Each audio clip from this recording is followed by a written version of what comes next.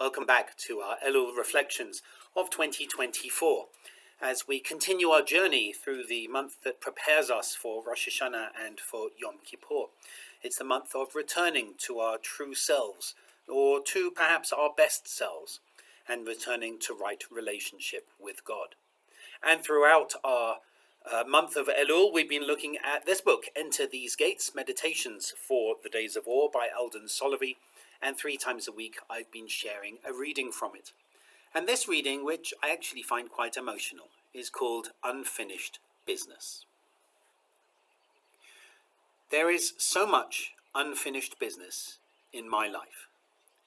So much I have left undone. Have I shown you my heart, the well of love and sorrow, of fear and joy, that I keep deep within? Have I given you my hands, the source of power and support, of gentleness and compassion, as a gift of devotion? Have I held you with my eyes, the river of blessings that flow as grace from my core to yours? There is so much unfinished business in my life to attend with joy and dancing, sending love from my soul to yours, now and forever. As I said, I find this a very emotional reading. And perhaps part of that is because of the number of funerals that I have led in my 20 years of the rabbinate. When I was in Bournemouth, I was doing a funeral at least every 2 weeks for nearly 10 years. One time I did 3 funerals in the space of 2 weeks. And seeing people at the end of their life and seeing what they say about their loved one is really interesting because of how many times people share how much they wish they'd have shared something before the person died. How much they wished that that the person who was dying or the person who was very sick would often turn around and say, I wish I had done this in my life. Because we tend to have this feeling that we might just live forever, or we put things off until the next day, and the next day, and then it keeps going until we've put it off until it's too late. And sometimes the things that we put off are really simple, like telling other people what they mean to us. And so it's common, I think it's fair to say, for people to share their love of someone in a eulogy once the person can no longer hear it. But they often don't share it as openly, as clearly, when the person is still alive. And so for me, this reading really resonates. Have I shown you my heart, the well of love and sorrow, of fear and joy that I keep within? Have I really expressed to you how I feel about you? Do you really know? Or is it encapsulated in when I say I love you to someone, do we assume they know what that means? And the reason that this is so important, I think, is because this is the time of unfinished business. This is the time of wrapping things up and saying, no, who knows whether this year I live or I die. And so I need to really pay attention to what will I stand for?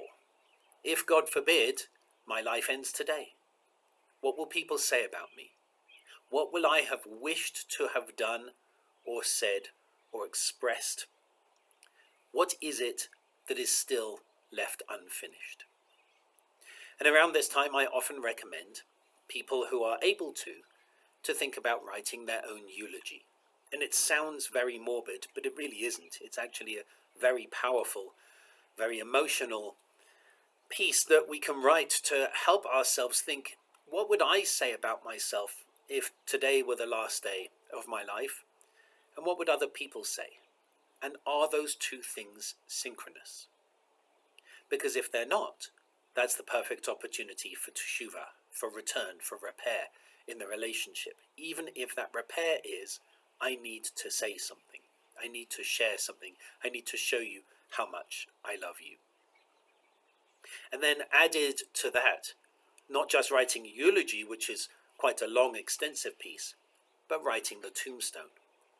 If you were to encapsulate your life in one sentence, in a few words, what would that be? And is what you think the same as what others think about you?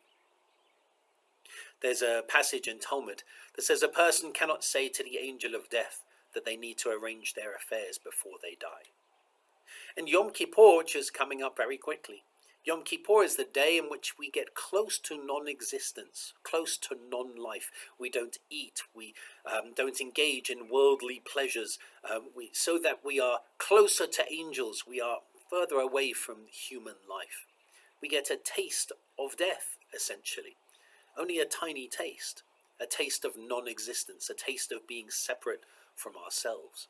And then we're brought down to earth with a thud, with the festival of Sukkot 5 days later, very much grounding us in the earth.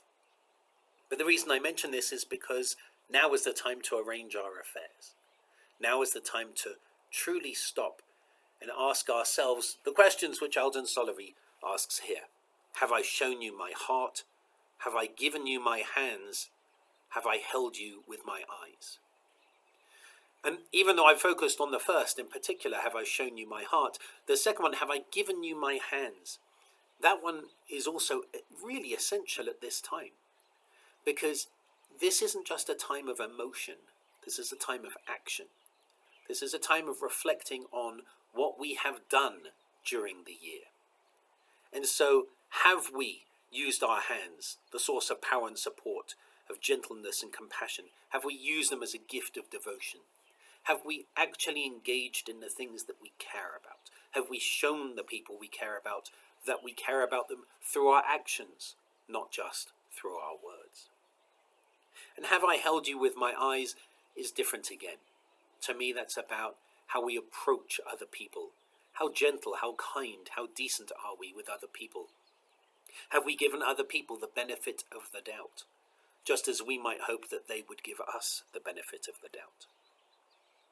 And then at the end, I think it's really important when he says, there's so much unfinished business in my life, to attend with joy and dancing, sending love from my soul to yours now and forever. And that line, to attend with joy and dancing, really challenges me, because this could be a very negative thing. I haven't done these things. We could be quite hard on ourselves. I haven't done these things. I haven't said these things. And so, woe is me, I need to get on with them. But for him to add this, there's unfinished business in my life to attend with joy and dancing, really reminds us, yes, we may not have yet done these things, but we can, and we can do so with joy. And so for me, this is a really powerful passage about teshuvah, about drawing close to God and to our true selves and to each other, because it can be really easy to be hard on ourselves during the month of Elul. And this says, reflect and acknowledge where mistakes have been made, and then look forward with joy. Look forward to the better relationship with yourself, with others, and with God. And do so with joy, with the hope that we may live long and happy lives and have time to express that love, commitment, devotion to everyone around us with joy. The custom to blow the shofar during the month of Elul is preceded by a blessing, Lishmoa Kol Shofar. Baruch Atah Adonai Eloheinu melech haolam, asher kedishanu b'mitzvotav v'tzivanu lishmoa kol shofar.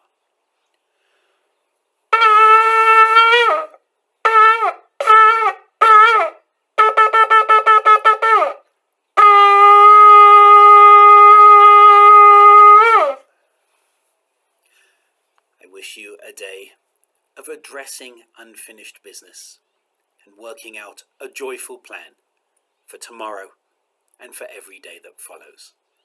And our Elul reflections will return on Friday.